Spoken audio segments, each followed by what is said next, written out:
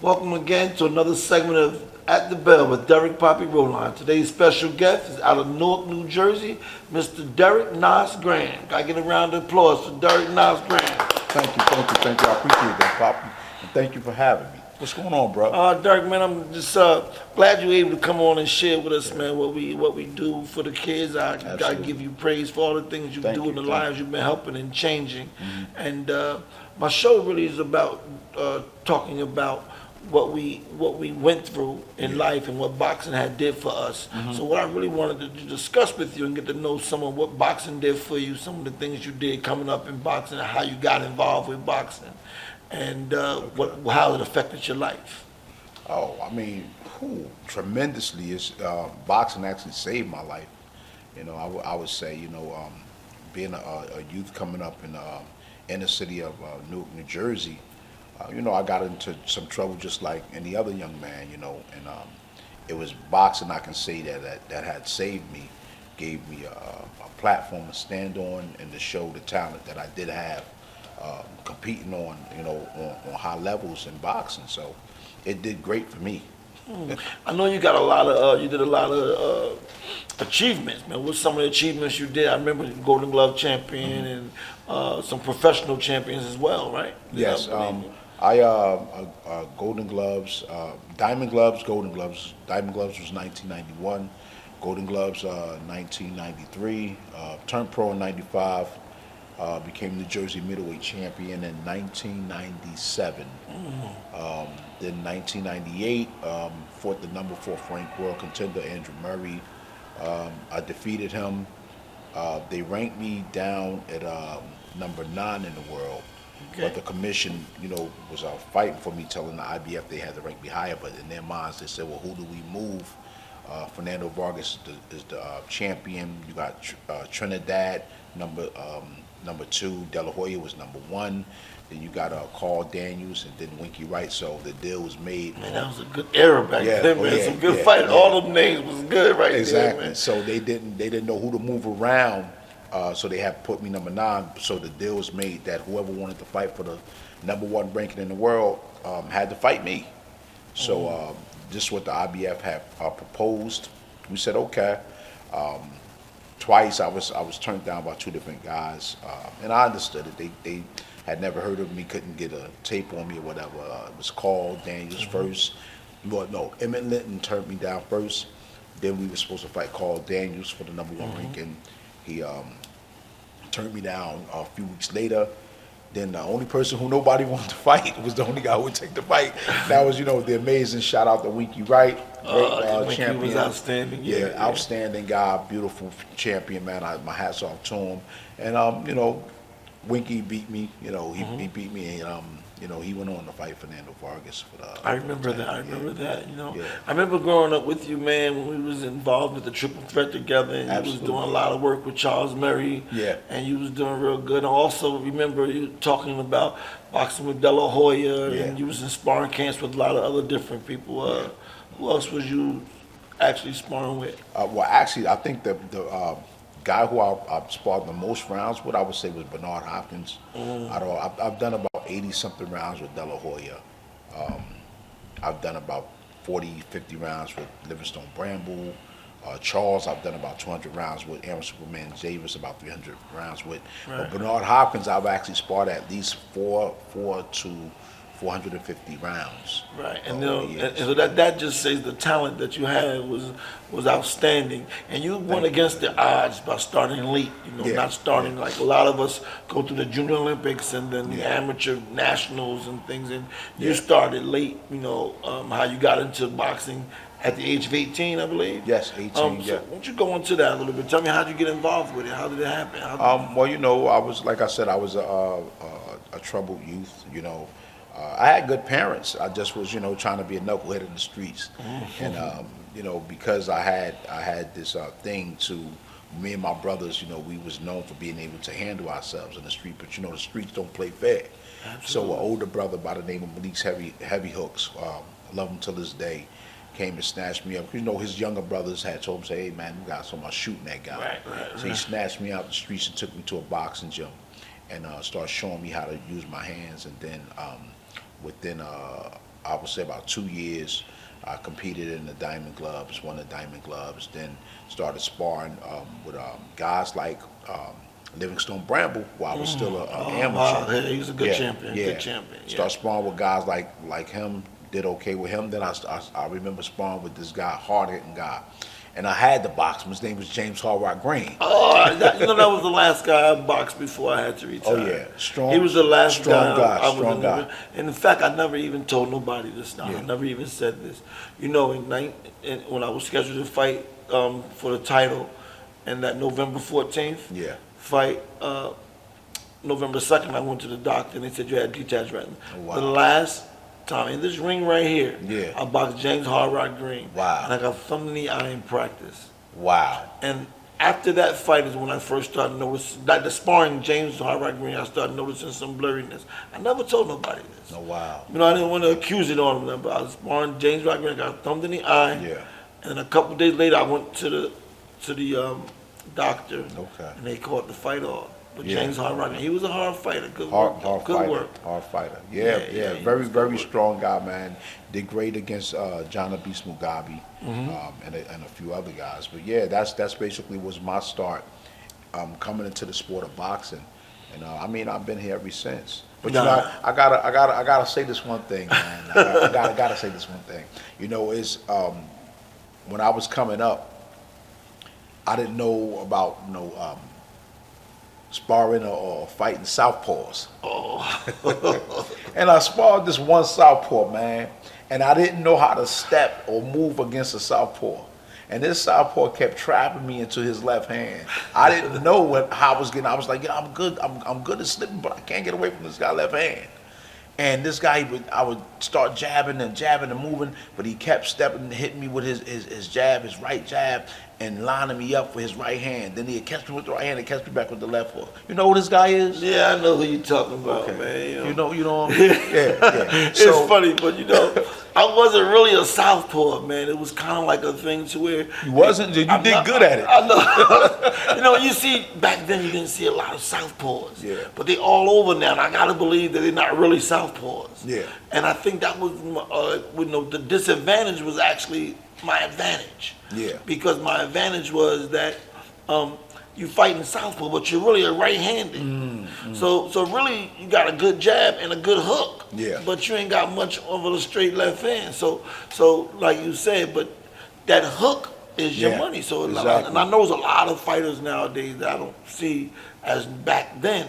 It's southpaws. And I be wondering all the time when I watch the fight, I wonder if they really southpaws, or they just started off the wrong way and nobody corrected them. Because Tommy Parks, we both had trained by Tommy Parks as well. Very smart, very Tommy intelligent, switched me very over though, like, yo, listen, you gotta learn to fight the other way. So Yeah. so I got good, made me a good orthodox and southpaw could switch. Yeah. But it was something to make the transition, because once you get in trouble, you can always switch to that southpaw, go back to what you know, and that was good. I remember working with you. Yeah, man. Some days working. I remember, man. We had a lot of good rounds ourselves. What you made me do though, man, you made me go.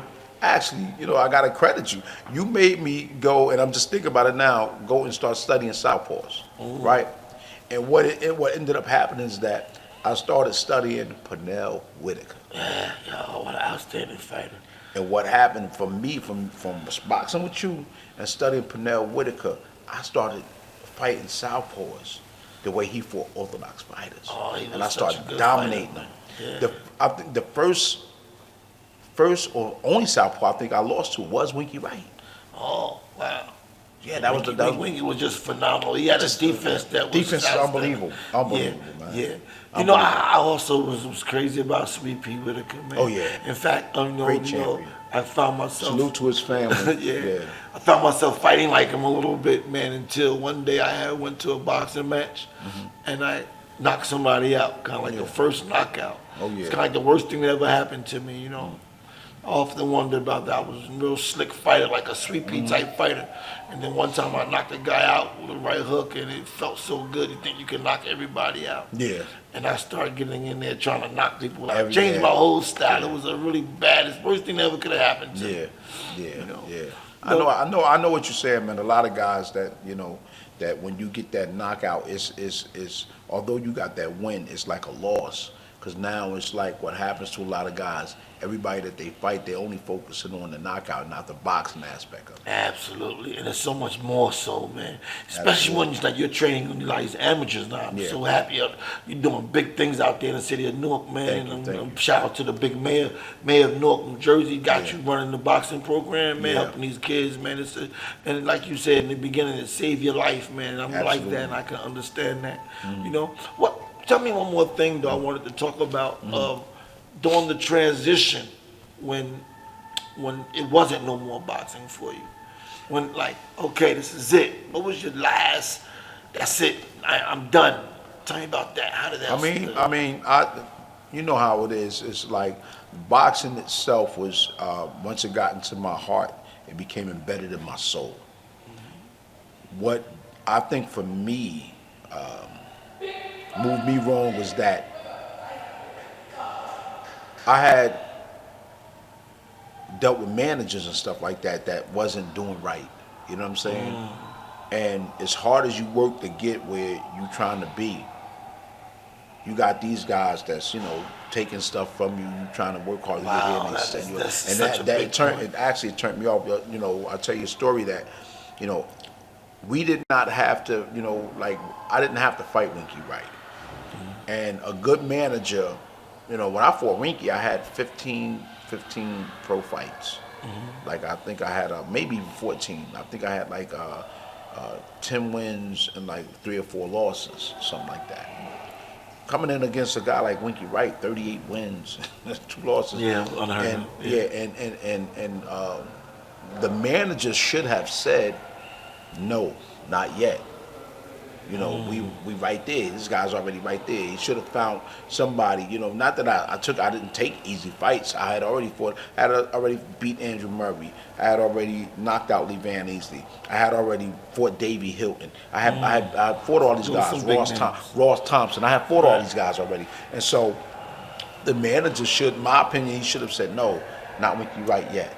That's right. But Don King offered 80,000. Found out later it was 80,000 because when I saw the contract it said 30, but that's a whole nother story. We took the fight. As a youngster and a fighter, you thinking to yourself, well, I don't care, I'm gonna fight, Right. But the manager supposed to be like, no, we not yet. Absolutely. Not yet. Let's pick somebody else and get them there. Then we'll fight for the world title. Would have been a lot of fight And for a the good world example of that, when we talk about Tommy Parks, Yeah. because they called me to fight Gerald McCullough one time. And they called me to fight Gerald McCullough on the same situation like you. Yeah. And they offered 150 grand. Wow. And Tommy said no. And like you, I'm young. Why not? I want to fight him. And me and Gerald McCullough was roommates in Colorado Springs, so Yeah. he was all right, cool dude, but he could fight. Yeah. And I'm thinking, okay, like every fighter think they can deal with anybody. Yeah, $150,000. I'm thinking, okay, let's go. And Tommy said no. Yeah. Good Tommy call. said, why not? Tommy said, a fight like that, man, they gonna call you back and give you 300 grand. You should get 300 grand for a fight like that. And that's Tommy's way of saying you ain't ready right yet. Yeah. You ain't ready yet. Let's just see what happens and go. And then follow next fight is when he got hurt and got paralyzed. Yeah. He fought Nigel Benn, I believe Nigel it was. Benn, yeah. But I thought he should have won a fight, but that's another conversation. Yeah. But that was, for me, that's what after fighting Winky Wright, and then I lost to Winky Wright. Then I went to camp with Oscar De La Hoya. Great boxing, beautiful camp. ESPN Ron Katz called me up while I was in camp. He said, "Is it you or your brother?" Because my brother Eric, Graham is a boxer too, and called me up and he said, "Is it you or your brother that's in camp with De La Hoya?" I said, "Well, I'm out here in Cali with De La Hoya." He said, "Yeah." He said, "The media's talking about you." So they said, "You're giving Oscar hell out there." But by that time I had already been to camp with a guy like Bernard Hopkins. You don't spar with Bernard. Right. 400 something rounds and don't learn nothing. So I'm boxing Oscar, I'm moving, and doing great, giving him a lot of work. So his brother Joel De La Hoya wanted me to, he said, "Listen, I want grand boxing with Oscar some more, because I want that kind of work from him, because he's giving fight Shane." Right. So, needless to say, I kept boxing while I'm there. ESPN, Ron Katz called me, said, "Listen, if it's you in camp with De La Hoya, I got a great fight for you." I said, "Okay, what you talking?" He said, "Listen, do you know who Emil Baku is?" I That's a Russian guy. Went to the Olympics. He said, yeah. He said, how would you like to fight him? I said, what's the talk to me? He said, listen, we'll give you 12 grand. You know what I'm saying? You'll be the co-main event on ESPN, Okay. And so, Emil Baku was 18-0 with 15 knockouts. Okay. So I gave him his first loss. Okay. Okay. Gave him his first loss. And so now we're right back. Right back. So now, about 3-4 weeks after that fight, I'm out jogging, torn hamstring. So now I'm out the gym for a minute, and I'm working with Howard Davis Jr. Okay. And so get a torn hamstring, so now I'm out the gym. The manager calls me up in a panic. I got this fight for you. Got to take this fight. Blah blah blah. Blah. I said, a fight for when? He said, it's 9 days. I said, hey man. I said, bro, I ain't been in the gym. I'm not in no shape to take no fight. 9 days. I had a torn hamstring. So the manager just trying to make money off. Exactly. So he coaxed me into taking this fight. And I strained. I was like 168 pounds when he called me, and in 9 days I was 154. That's bad management. That So bad management is one of the worst things. You get those managers just want to make some money and use the fighters as just a So I take just the a fight. source. And that's wrong, man. I take the fight, and it was against Alex Bonima, and so I lose bad to him. I got dropped 4 times in the fight. Steve Smoker was the ref after the. That's a good friend of mine. I love Steve Smoker. I love beautiful referee. Beautiful, good. Gave me a chance. Gave me the I ran through this courtroom one time speaking on the way down Miami City in Port Republic. He had the courtroom. He's a judge. So he don't stop the fight, man. He let it go on. He let me go. I got knocked down after second knockdown. I said, all right, that's your second time Graham down. You got to give me something, so I'm stop it. I said, Steve, I'm gonna make it to the 10th round. Don't stop this fight. Wow. He said, all right, show me something. So I had it, what it was, it wasn't that, and I feel like this to my heart to this day. I was so weak in the fight that I'm landing the punches that I know that I can knock this guy out with, but I had no power. I was weak, in the fight. So I did the 10 rounds. And my whole thing mentally, I had never been stopped in a fight except the controversial stoppage against Winky Wright. I never wanted to be stopped again. Till this day, that's the only time I've ever been counted TKO'd in any fight, and it was against Winky Wright. And so after that fight with Alex Bonima, I was angry. I probably said some things to the manager after the fight I shouldn't have said. But I threatened him. And I walked away from boxing right then and there. That was in 2000. That makes you feel like what would have happened if you could have just had a different manager. Yeah, just give me the chance that I know and let me show my talent. If I'm able to get here to be able to fight guys like Winky Wright within 10, 12, 13, 14 pro fights, and these guys is guys that the world running from. Imagine what I could do if I had a manager who was sending me camp. And then needless to say, when I fought Winky Wright, I didn't get to go to camp. Trained right at home. Yeah. So now, and the manager probably got paid for the camp. Absolutely. Absolutely. Yeah, so, I had some good camps also. I think I was boxing with Buddy McGirt. Great fighter. Buddy, I really got discovered at. Buddy was going at it so much. And salute to Buddy McGirt. Who is this guy fighting Buddy McGirt like this? A little 18-year-old kid with Buddy McGirt in there. And so when Buddy fought Meldrick, man, and they sent me to the training camp up in the Catskills. And I boxed them that Monday, man, and they sent me home. And after the fight with Meldrick, Buddy had told me, but in the locker room, I told him I needed to keep your work. I needed that hard work. But I certainly didn't want it. Oh, wow. So, but me and Buddy became really good friends, and he's a good guy, a good fighter, and a good person. He is. And he did very good after fighting with training. The transition, though, is what I want to talk about. Okay, it's over now. What do we do? What is Nas going to do now? Boxing is over. I can't fight no more. So what am I going to go to the streets? I'm going to sell drugs. I'm going to do crimes. What am I going to do with my life now? That was an option for me. I because when I got, like I said, I got incarcerated when I was 18 years old. And if the deal was, the reason I didn't go for it, the charges that I had was high class charges, and they was trying to give me 10 years. It was carrying 10 years, but the lawyer begged the judge, showing the judge this guy never been, not even juvenile stuff. So the judge made a deal with me. He said, all right, here's what I'm gonna do. If this, I'm gonna give him probation, 4 years. One misdemeanor, one anything, dirty urine. If he caught with somebody who's, he's going to do the whole 10 years. So within that time of me boxing, what I did, I had to wait 10 years before I can get my record expunged. So 1997, I was able to get my record expunged. Went back to school, got my GED, went took the police test, passed the police test. I was supposed to be a police officer in Irvington, but the year I was going into the academy, the mayor had gotten some type of political scandal. FBI came in and all that stuff. So I took a position inside the courts in 1999. While working the court, I was still inside the gym, like I said, and then 2000 came around. That fight happened with Alex Bonema. I walked away. I continued to working inside the courts, but just still working out. I didn't start training anybody. I did make a brief comeback. Tried it back out. 95 was that? No, it was. I made a brief comeback in 2006. Oh, okay. And I took a 3-week fight because I was in the gym working, but I wasn't working at the peak that we work for a fight. I took a fight on 3 weeks' notice against a kid named Mean Joe Green, who had all these knockouts from New York. So I went in and fought him southpaw, and kid jumped right on me the first round. So the experience. Okay, I'm gonna catch him, a hold him, so watch what he doing.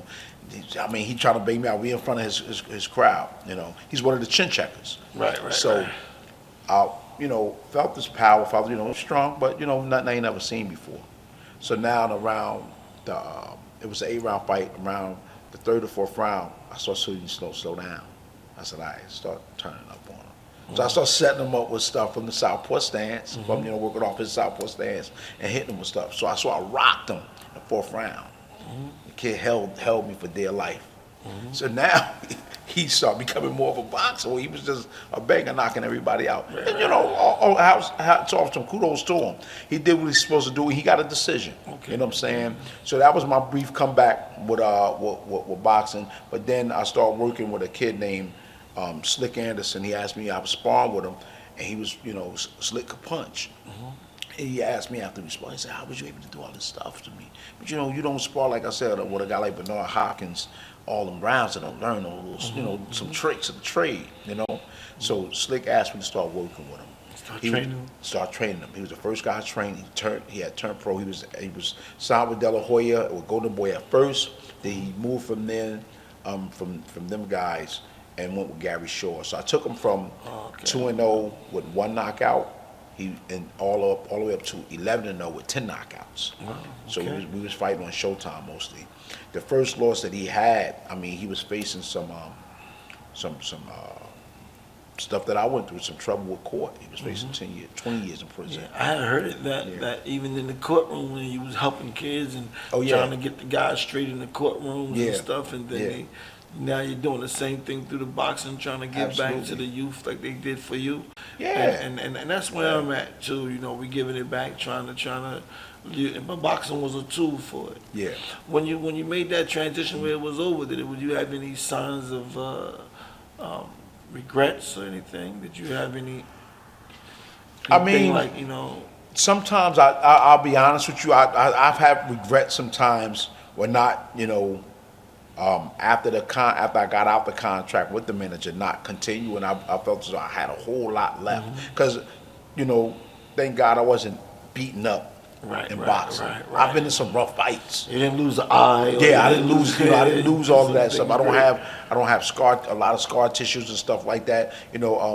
Like I said, I studied Pernell. When you study Pernell Whitaker, after spar with you, study Pernell Whitaker, you don't only learn how to fight southpaws now, you know how to slip.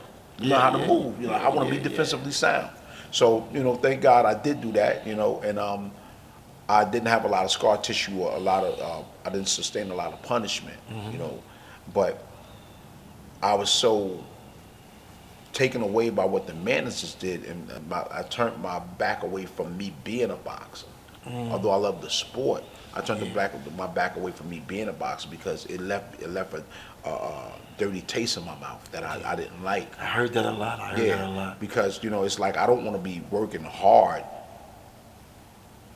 to get the money that that I work hard to get, and somebody's stealing from me. So if you had to like give to some of the guys that's coming up now, like you saying about the money in terms of they making a lot of money, a lot of them spending it like we did. We never thought that the money was gonna ever be gone. Exactly. And so now what do we do when we not fighting and ain't got no money and what do we do with our life? And so if you had to give to some of the young fighters coming up now, what would you say to them? I would tell them, invest your money, you know what I'm saying, and spend your money on things that give back to you, right?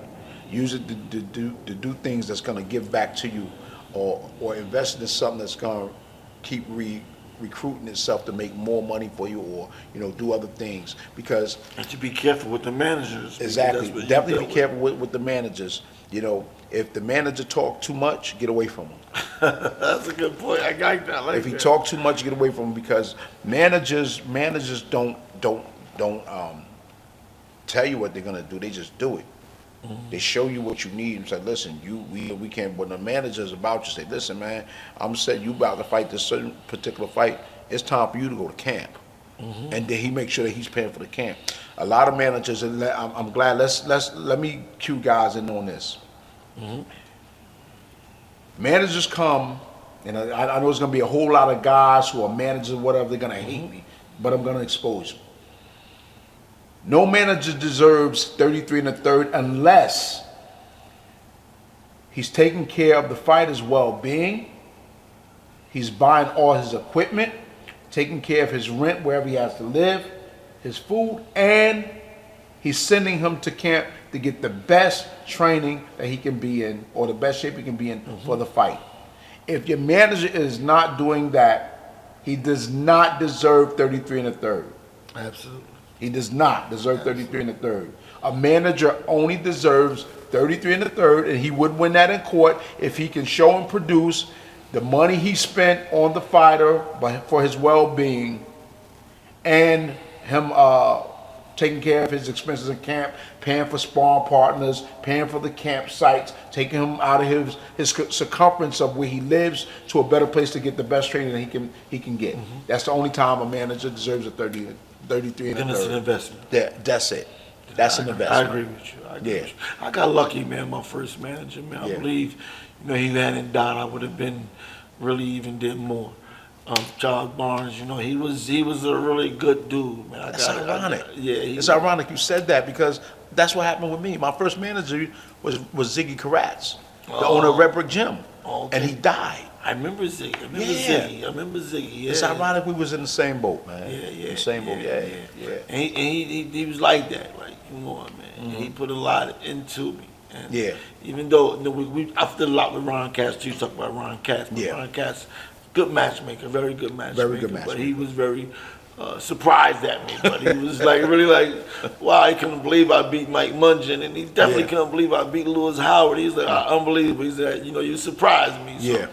But that Thursday night fights on ESPN back then was good, I remember that. Yeah, absolutely. Yeah, everything was. I'm really glad I got to kind of bring you on here and talk about these things, man. I'm glad I got to really show some of you fix what we do. What you do now is so important, man. It's even more important than if we would have made it as world champions and made millions and millions of dollars. We might have not been as good as who we are now. Absolutely. In terms of teaching these kids and trying to help them go up the streets. And like I said, man, right now you're an icon in the community and helping them get off the streets, man, and giving back, giving more than you got, or giving what you got. And I feel honored to even be able to sit next to you, man, and know you, man. I appreciate you coming. I appreciate on, you, Poppy, always, man. Awesome I appreciate you making me go study Southpaw.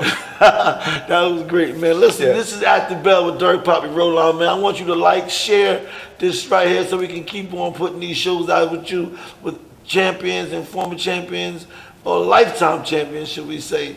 My brother, Nas Graham. My man, a champion at heart. Thank you. God bless you. What do you think?